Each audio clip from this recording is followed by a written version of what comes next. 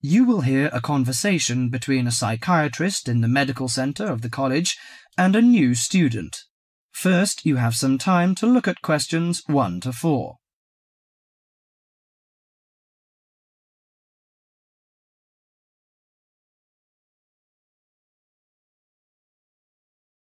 Now listen carefully to the conversation and answer questions 1 to 4. Hello, sit down, please. Thank you.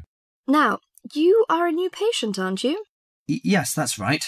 OK, so I'd better get some basic details down first. Right, we'll start with your name. Martin Hansen. Do you spell that S-O-N or S-E-N? Hansen. OK, and you're a first-year student? Yes, I am.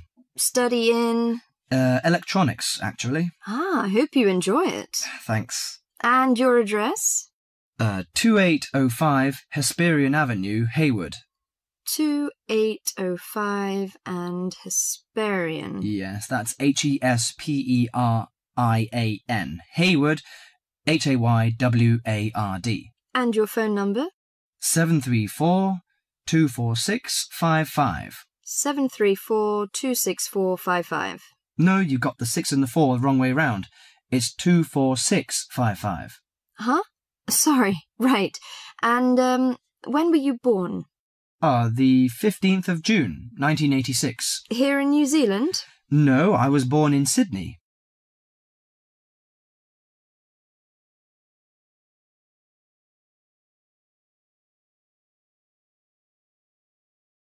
Before you hear the rest of the conversation, you have some time to look at questions 5 to 10.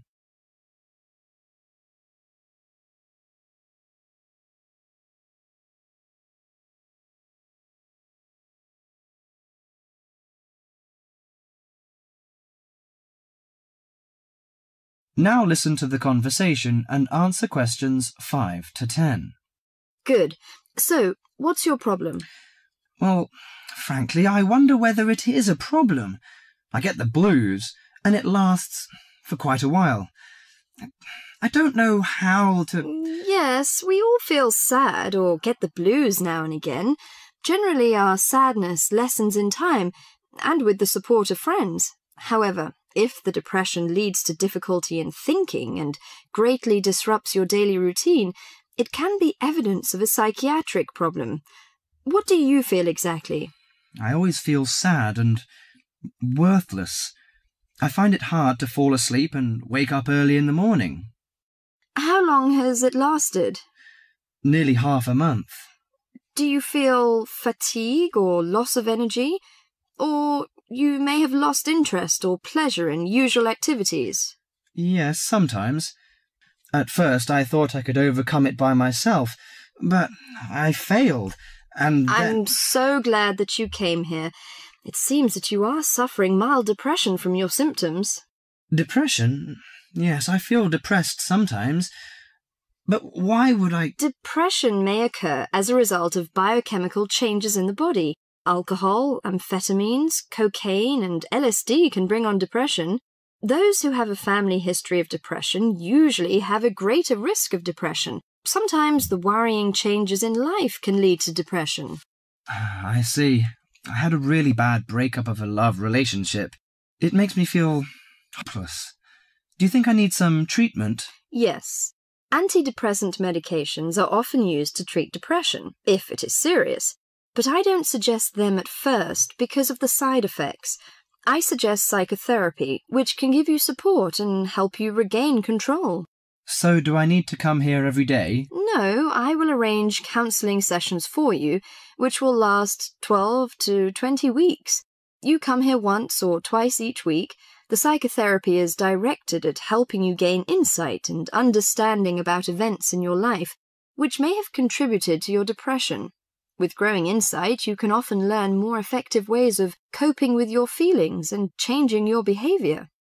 What can I do to take care of myself? Well, at first you should do some physical exercises on a regular basis, at least 3 times a week.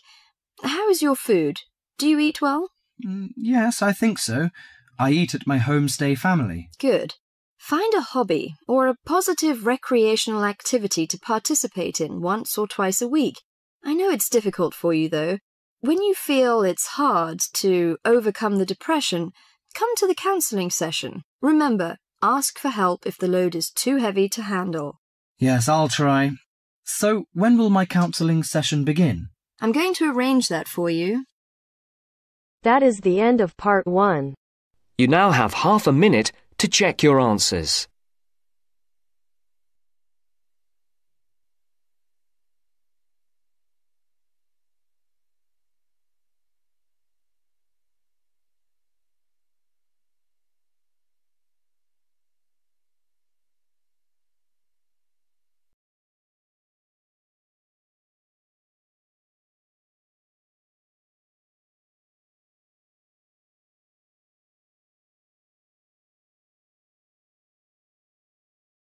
Now turns to part 2. Part 2. You are going to hear a conversation between a student and a driving instructor. First, look at questions 11 to 14.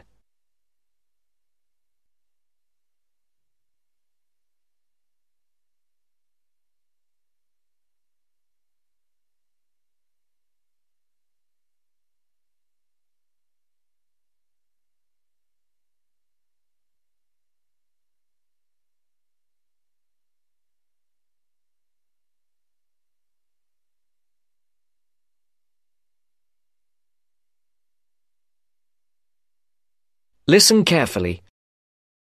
Hello, I'm going to be your driving instructor today. Are you ready to begin? Hi, hope you don't mind. It's my first time driving a car. Of course not. That's my job. I teach people like you how to become a safe and responsible driver. So let's begin. Remember, the most important rule of driving: safety first. There are some steps to follow. First, you should put on your seatbelt. You should always remember to do that. In case of an accident or emergency, having a seatbelt on is of utmost importance. Okay, I have my seatbelt on. Now what should I do? Start the car. Good. Now make sure that the steering wheel is in the proper position and that your seat is not too far or not too close to the pedals. I'm all ready to go. Should I shift into first gear? Don't forget to put the parking brake down. You don't want to drive with that up. Oh yeah, I almost forgot. If I have the parking brake on, I won't be able to accelerate. Yes, that's right. Now put the car in reverse and slowly back out of the parking space. Good. Put the car in first gear. When should I shift? Is it better to shift slowly or quickly? You can shift whenever you feel is appropriate. This means shifting should occur smoothly. Do not shift too slowly or you will stall. Shifting too fast will waste gas. Shifting is simple. Just remember to shift smoothly. To shift, you will have to push the clutch and then push the gas pedal. Before the broadcast continues, look at questions 15 to 20.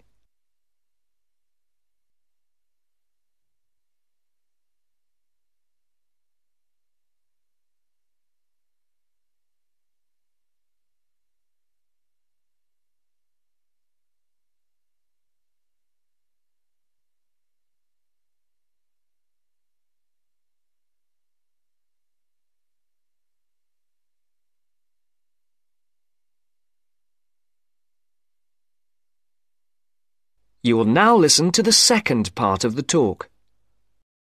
Remember, smoothly is the key to good shifting. Like this? Yes, that's good. Now keep it slow. Don't drive very fast just yet. Be sure to constantly check your mirrors for oncoming traffic. Always be aware of everything that is around you, including 3 important things. Remember these 3: people crossing the streets, other cars, and bicycles riding next to you. What should I do if I see a yellow light? Well, it's always better to brake instead of trying to run it. But if you're travelling at a speed where it's impossible to stop in time, then you should try to make it across the intersection. But remember, you should always try to stop. It's the safest way to avoid an accident. Even if I have to brake very suddenly? Yes, even if you have to brake suddenly. What about if a driver behind me is going a lot faster than I am? You should always be ready to move to a slower lane if a driver behind you is forcing you to go faster than you are comfortable with. Never try to speed up to accommodate a faster driver. You could risk an accident or a speeding ticket. It's better to let him go. That sounds like good advice. Be careful. There is a sharp turn up ahead. Remember to brake before turns. Otherwise, you might flip over if your speed is too high going into a turn. Got it. I know that I should always try to observe all traffic safety. That's right. If safety is not your first priority, it will make driving very dangerous for you and other drivers on the road. Okay, park the car here. You did a great job today for your first day. I'll see you in 3 days. Thanks so much. I will see you then.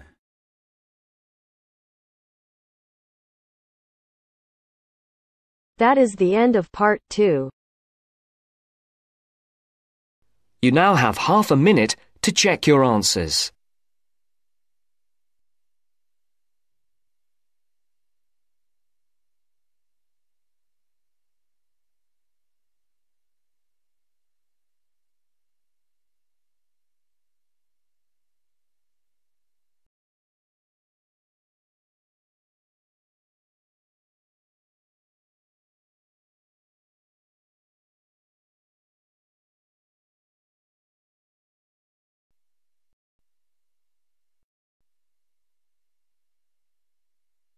Now turns to part 3. Part 3. You will now hear a radio talk on agricultural regulations. First, you have some time to look at questions 21 to 25.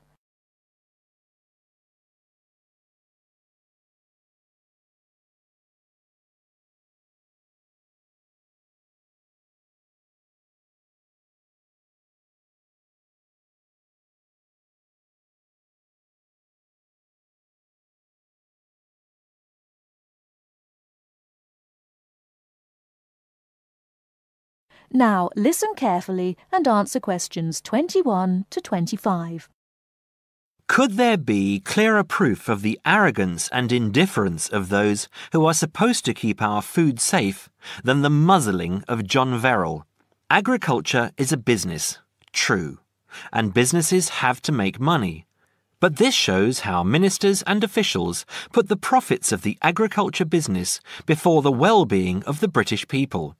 Mr. Verrill, a pharmaceutical chemist, was appointed to represent consumers on one of the many committees that advise the government on food safety.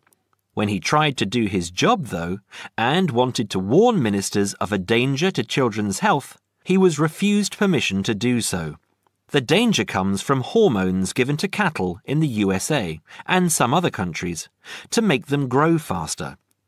They speed up the animal's development to maturity, thus making meat production more profitable. There have, however, long been fears that the hormones have horrendous effects on the people who eat them, causing diseases as serious as cancer. Once these hormones were used on British cattle too, but over 20 years ago they were banned in Europe for being too dangerous. Indeed, so concerned is the European Union that it banned imports of hormone-fed beef years ago, much to the fury of the US government, which wants to sell it all over the world. Several years ago, the USA and Canada asked the World Trade Organization to declare the ban illegal and to punish Europe for failing to lift it.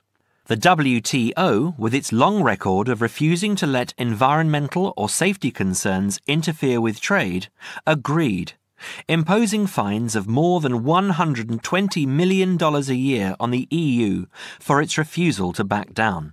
The British government now backs the Americans, claiming that there is no proof that hormone-fed beef does any harm. This is where Mr. Verrill comes in. He is very angry with the government, especially as their claim comes out just after a Danish study shows that growth hormones are 200 times more dangerous than was previously thought. Worried by these findings, Mr. Verrill spoke to government representatives, who did nothing. Before you hear the rest of the talk, you have some time to look at questions 26 to 30.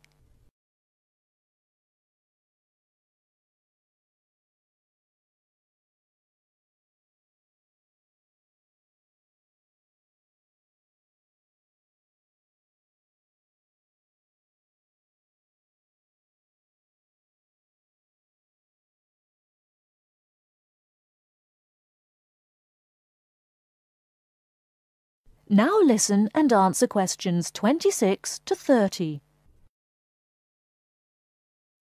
Not only that, but they have not been testing beef which is imported, which, by law, they are required to do. This directly affects the British public, as about 40% of the beef British people eat comes from abroad, supposedly from countries like Brazil, which does not allow the use of growth hormones. Brazilian beef is stocked by some British supermarkets and widely used in catering. Yet, when a Brazilian farm was recently visited by EU inspectors, a large stockpile of this banned substance was found. This is not the first food scandal we have had in our country. Take the present concern over a well-known chocolate company. Several months ago, the company found out that its sweets were contaminated with a rare form of salmonella, but they did nothing about it, leaving their sweets in the shops to be bought by the unsuspecting public.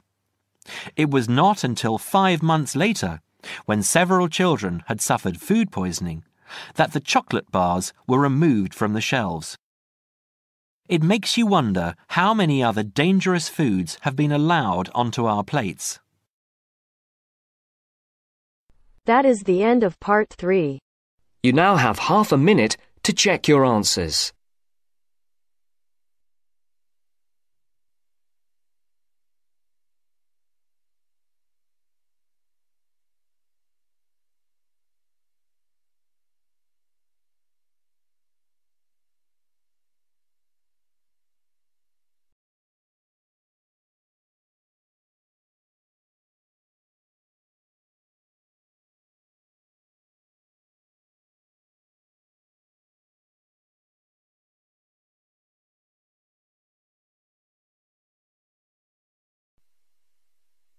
Now turns to part 4. Part 4. You're going to listen to a talk about tea in the UK.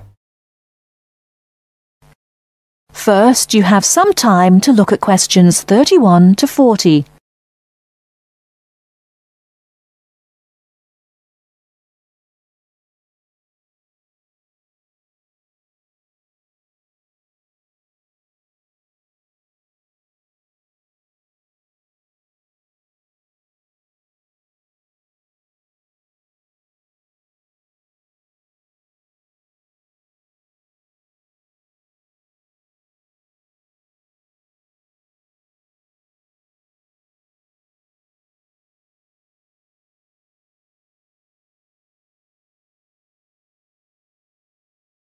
Now listen carefully and answer questions 31 to 40.